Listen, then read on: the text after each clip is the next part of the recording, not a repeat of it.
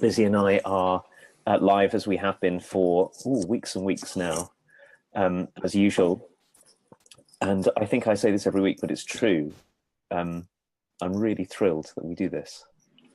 This has become, whatever it is for anybody else who's watching, this has become a really important and meaningful Sunday morning commitment and practice. So it's wonderful to be here. So I'm speaking, I'm back upstairs in my office in my house, which I've been out of for a little while because I've not wanted to disturb anybody who's sleeping in my house this morning. I've decided I'm sitting up here, and I'm speaking to you slightly debilitated by a very sore and stiff back. So I pulled something in my back a couple of days ago, so I might have to wriggle around to keep myself mobile whilst we're talking. And I'm really pleased to be bringing something that I wrote this week. So I'm going to pause and say good morning to Lizzie, see what you have to say. I am,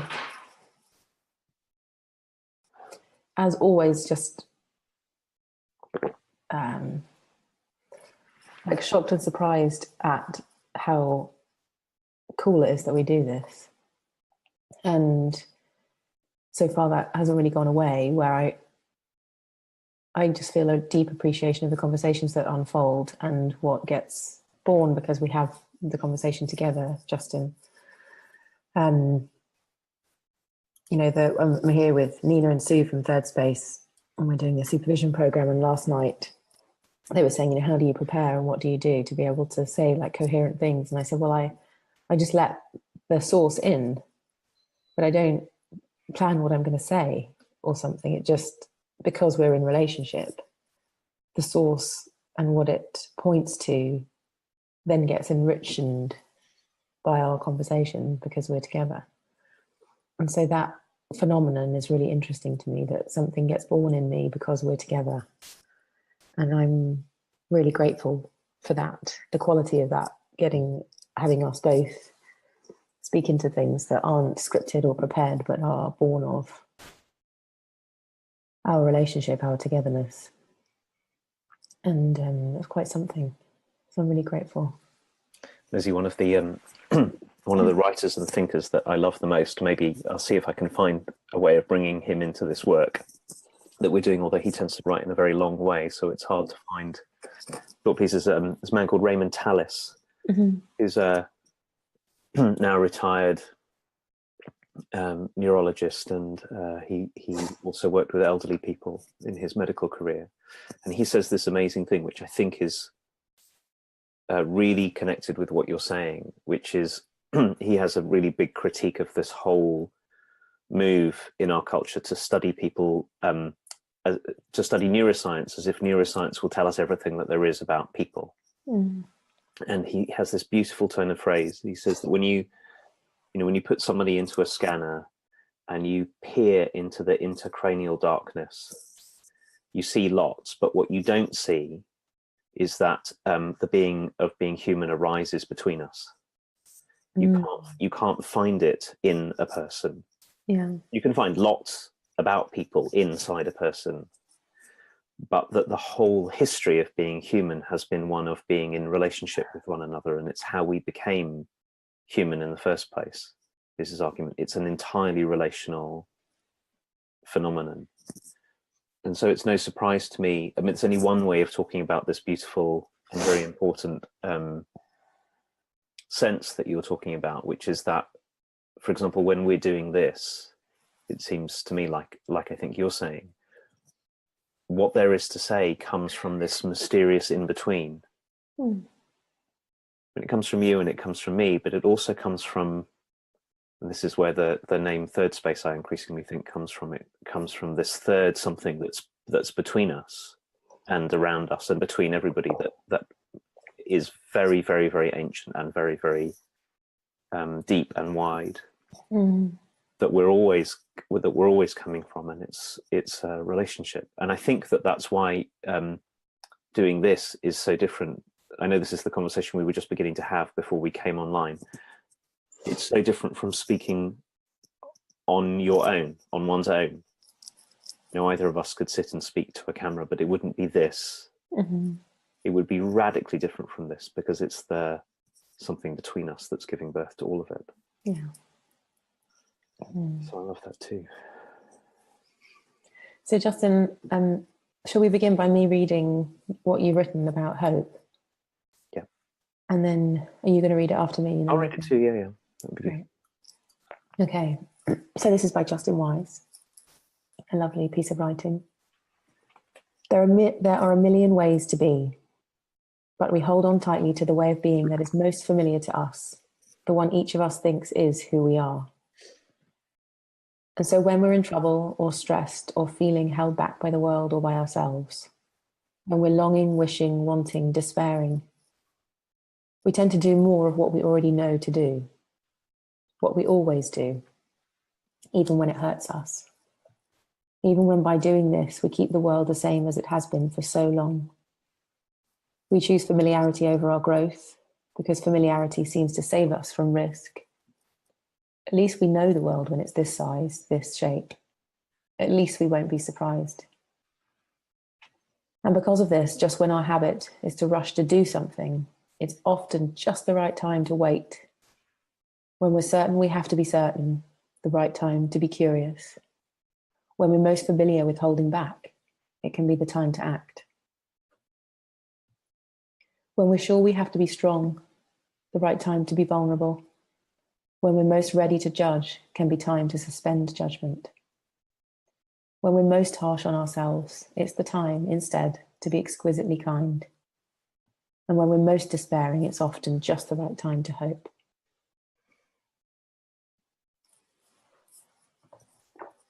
So I'll read it too. There are a million ways to be, but we hold on tightly to the way of being that's most familiar to us, the one each of us thinks is who we are. And so when we're in trouble or stressed, or feeling held back by the world or by ourselves, when we're longing, wishing, wanting, despairing, we tend to do more of what we already know to do, what we always do, even when it hurts us, even when by doing this, we keep the world the same as it has been for so long. We choose familiarity over our own growth because familiarity seems to save us from risk. At least we know the world when it's this size, this shape. At least we won't be surprised. And because of this, just when our habit is to rush to do something, it's often just the right time to wait. When we're certain when we're certain we have to be certain, the right time to be curious. When we're most familiar with holding back, it can be the time to act. When we're sure we have to be strong, the right time to be vulnerable. When we're most ready to judge, can be time to suspend judgment. When we're most harsh on ourselves, it's the time instead to be exquisitely kind. And when we're most despairing, it's often just the right time to hope.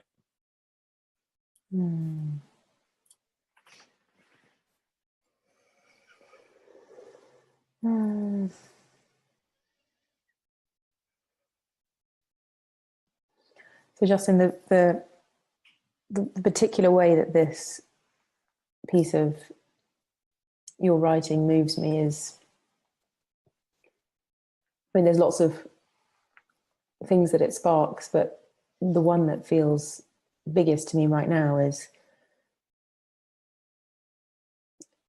this big experiment of finding a way to not do the thing we've always done. How do you do that? And to feel it's possible to, as you say, do nothing when my pattern is to do when I feel stressed or triggered or something. And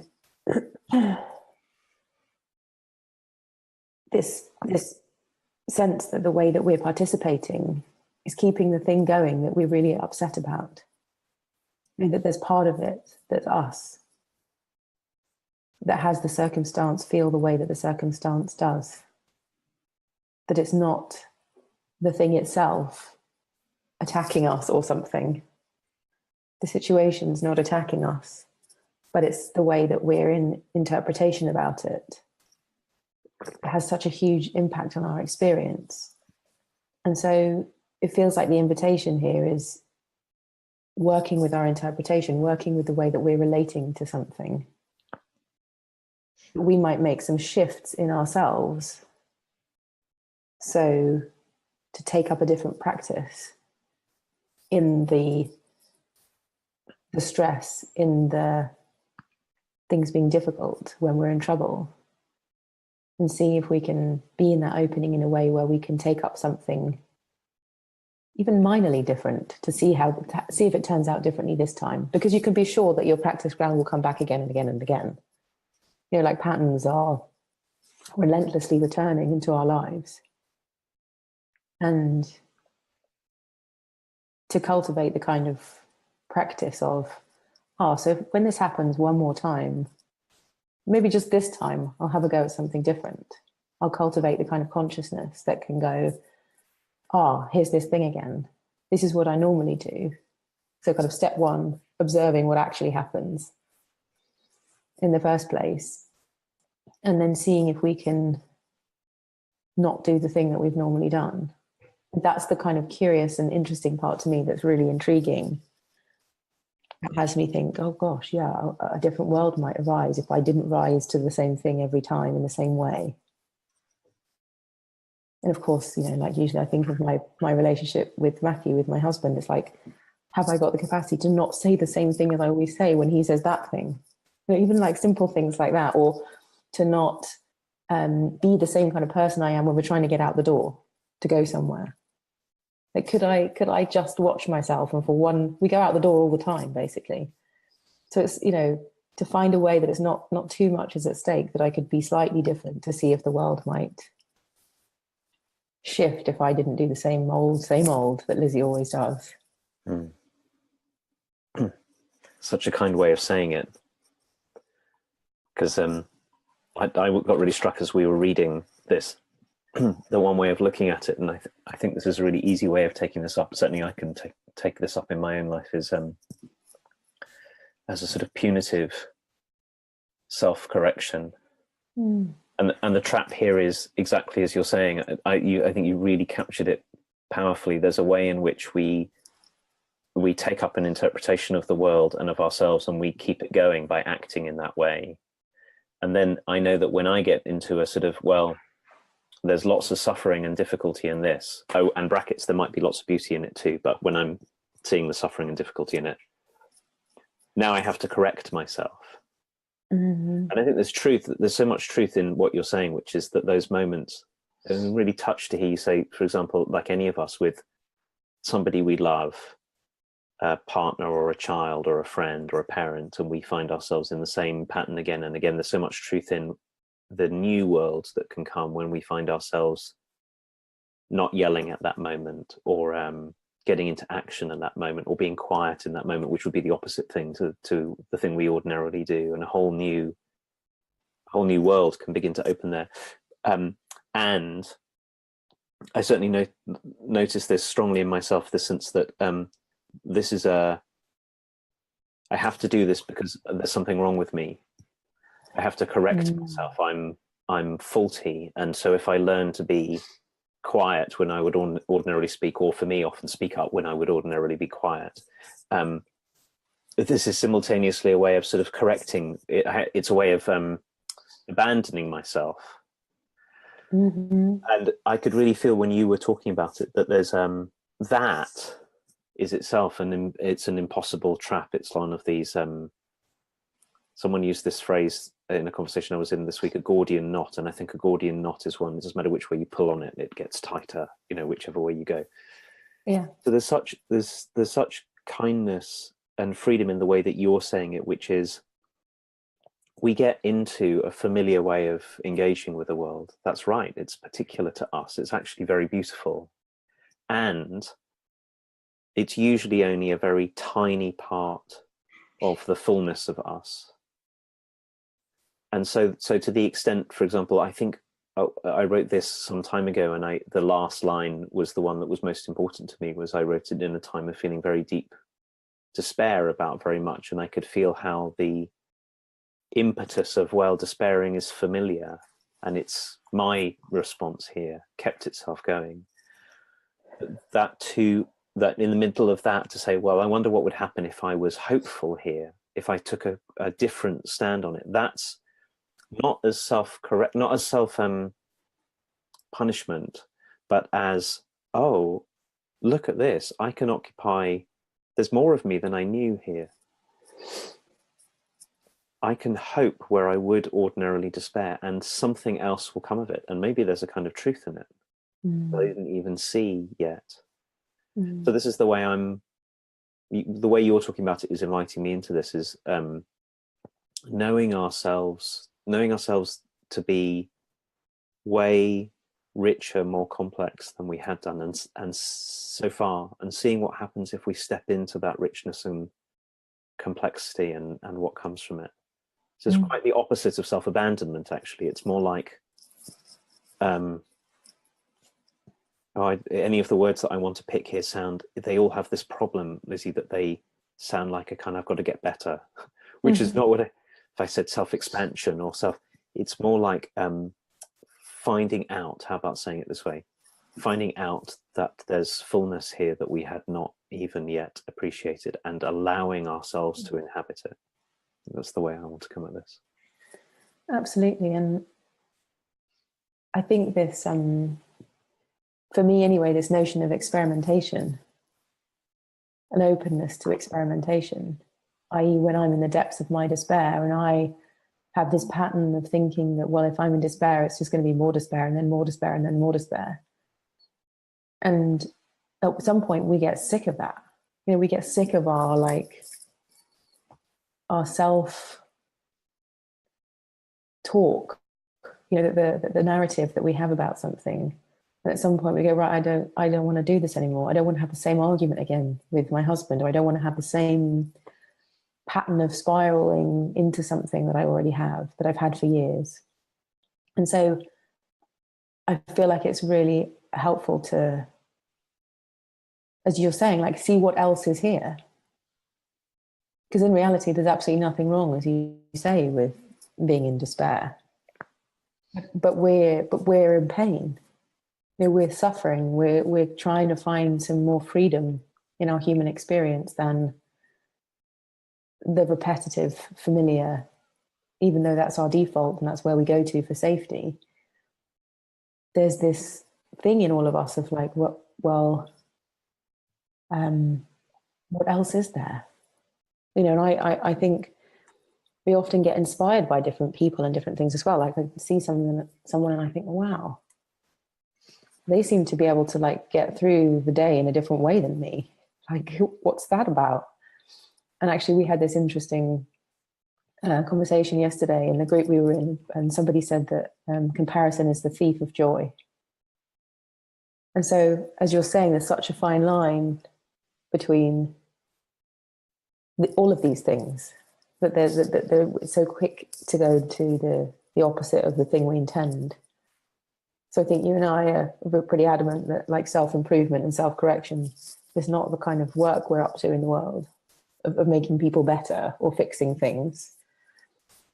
And there's also this openness to what else there might be than the current way that this is turning out, and seeing what our part in that is, and our power,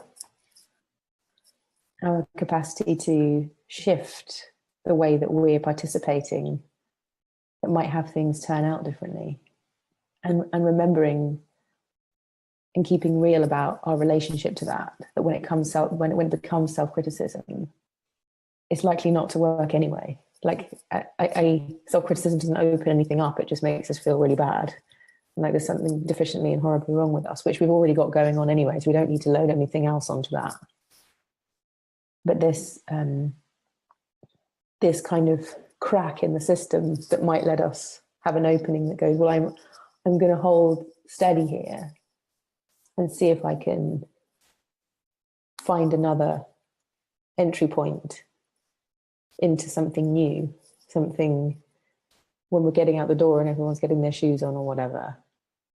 And this is what I love. Like, I love the ordinariness of the moments that get given to us in our lives as our practice ground. You know, there's not some kind of, I don't know, intense school of enlightenment or something where earth-shattering bolts of lightning come down and make us something different. It feels like the ordinary moments of washing up and being in our lives and making a cup of tea and walking somewhere and getting on a train. They're all ways that we can experiment with this invitation that you're making of seeing what our habit is and finding a way of questioning ourselves and wondering what it would be like to walk a little bit slower to the train station and what kind of world comes to me as I'm slower or faster. But looking firstly at what we're up to, seeing that with plain eyes and neutrality, if you like, of being an observer, and then engaging in these experiments. I think the the act of experimenting, I love this way you're talking about it, is it in the midst of ordinary life is so important because our habits are so convincing to us. At least this is what I found. Yeah. So despair, for example, or feeling, for me, it's the other one I've been working with, feeling left out or feeling judged by someone else and all the habits that come from that. So if I feel left out, for example, and then I have particular ways that I know how to respond, often for me it's withdrawing. And that keeps the whole, just seems so obvious. It's all true. And my response to it is part of the obviousness of it. And there's no real way of, I've tried this often and it hasn't helped me very much, of kind of analyzing it. If I think it through enough, and I think there's something to be said of thinking it through, but usually where some new life gets breathed in is where I find it in me with great kindness, and I think often with a sort of sense of playfulness, to go, okay, I'll just experiment with a different kind of response, like a different kind of inner response or a different kind of outer response in relationship or both to this situation, and we'll see what happens. And what's so beautiful about it is usually I'm finding out more and more that the thing, the interpretation of the world that I'd taken to be true is just the tiniest part of something. There's so much more life there. But it takes a certain kind of, I think I said this word discipline a moment ago, a certain kind of discipline to remember to go, I don't have to respond this way. In fact, maybe even the whole ground that I'm standing on is not what I thought it was. You know, I'm so sure the world is like this. Maybe it's not like that, really. And we find out one way we find out is by acting into it. And it's so different from an idea that somehow we'll get, I don't know, enlightenment from the sky or something. You know, one day I'll just wake up and I'll see the whole world differently. Actually, I think in my experience, more and more, whatever's going to happen comes from inhabiting the world a little bit differently. And like I said earlier, not for the sake of, oh, how I've been is so terrible, but more like there's so much more space than I knew here. Yeah.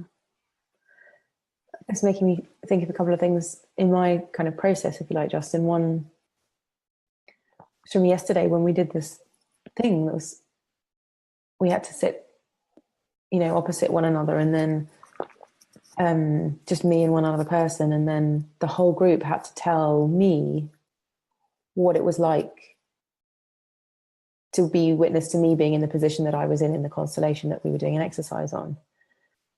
And I could feel that most of me wanted to run out of the room.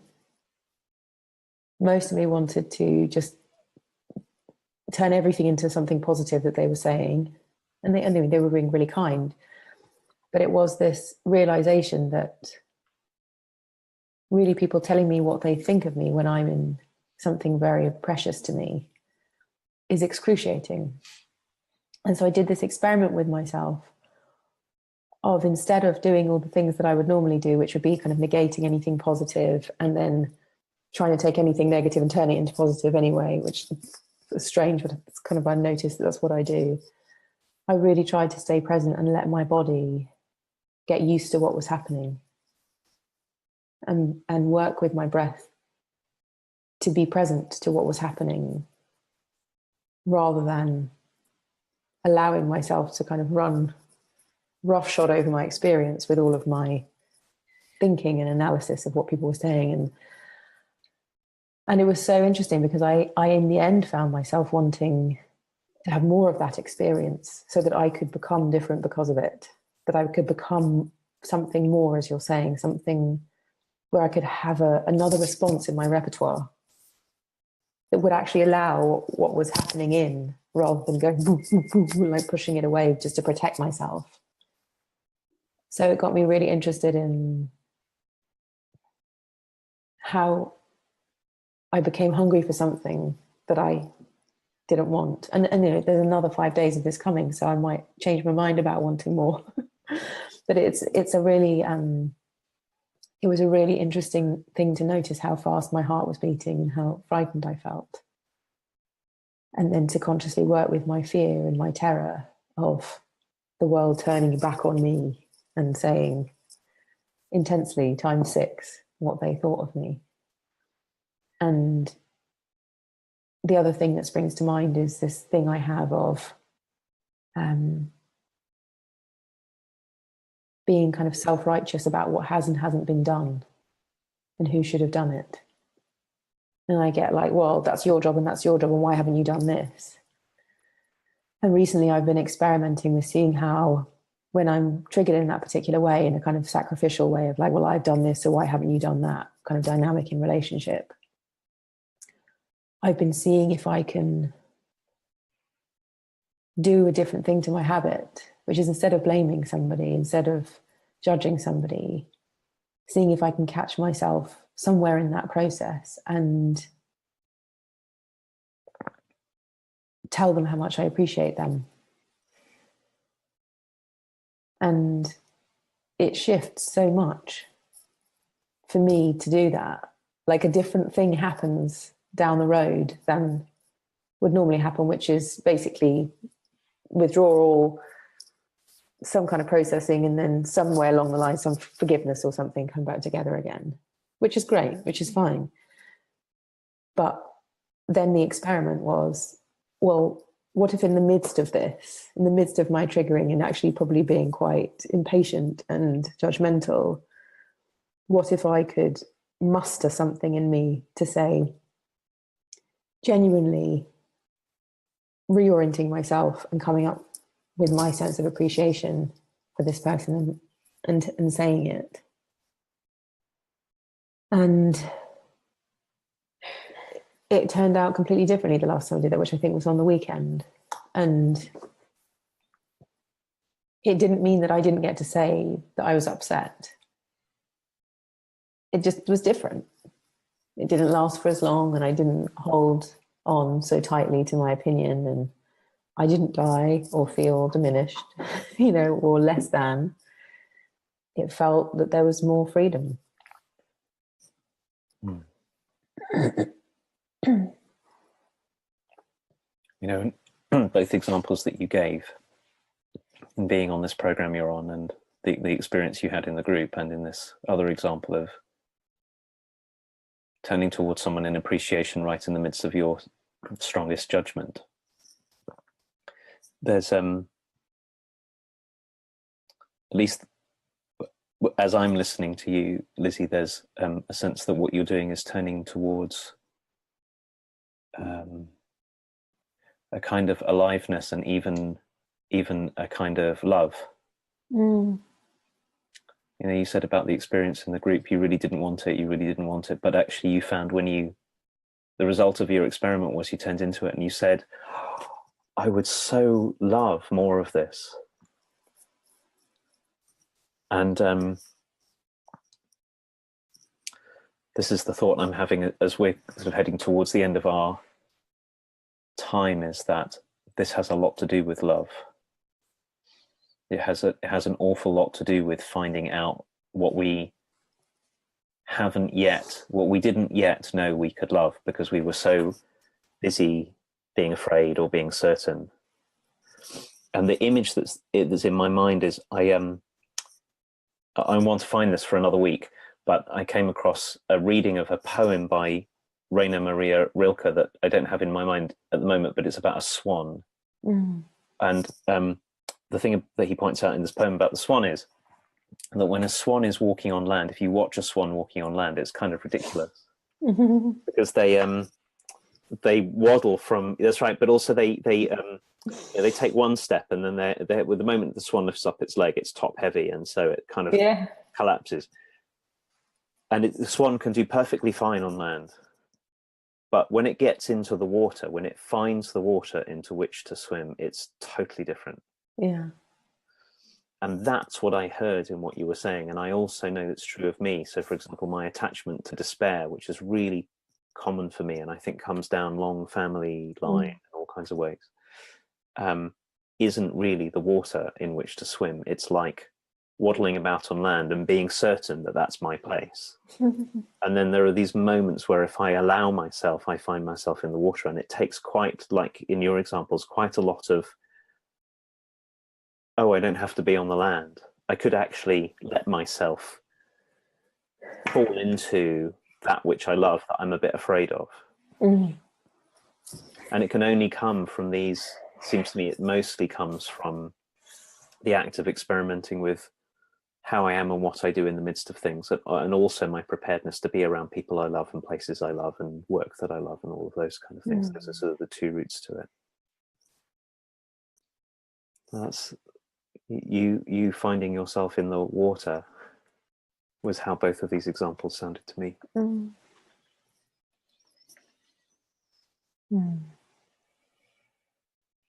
It's so beautiful, Justin, the swan thing. I'm sent off in to a kind of deeper imagining of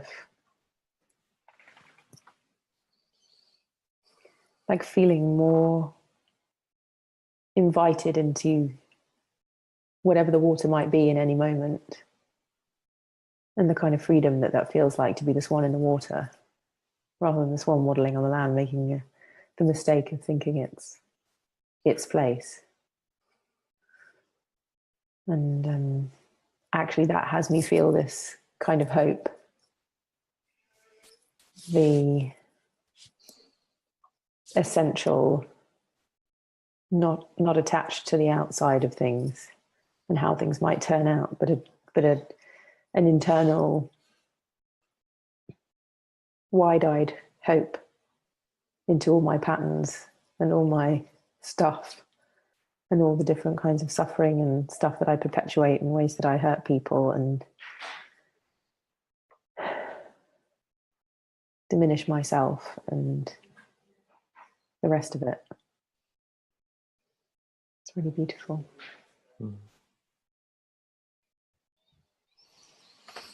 I think we need to close for this morning.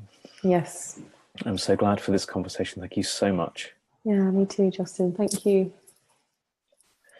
And we'll see everyone next week, all being well. The world keeps turning the way it is. We'll be back next week. I want to say thank you for everyone for being part of this with us. And we'll look forward to speaking with you all in the Facebook group, and we'll see you soon. Hey, everybody. Bye.